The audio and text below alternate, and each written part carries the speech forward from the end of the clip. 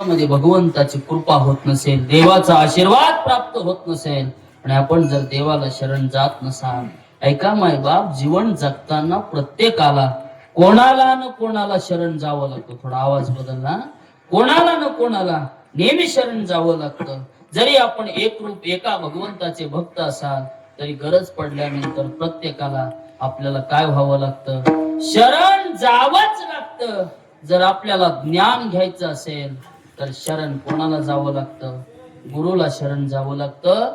गीतेमध्ये भगवान कृष्ण परमात्मा बोलतात, ज्ञानोबारायांनी त्याचा अनुवाद केला. माऊली म्हणतात, अगोदर त्यांची सेवा करावी लागते, चरण धुवावी लागतील, शेज टाकावं लागेल, ताट वाढावं लागेल, झाडून काढावं लागेल आणि मग अपेक्षित जे आपुले.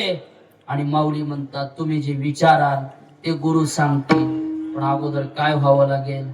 गुरुची शरणागती पत्करावी. ऐक नाही, पक्वाद शिकायचं असेल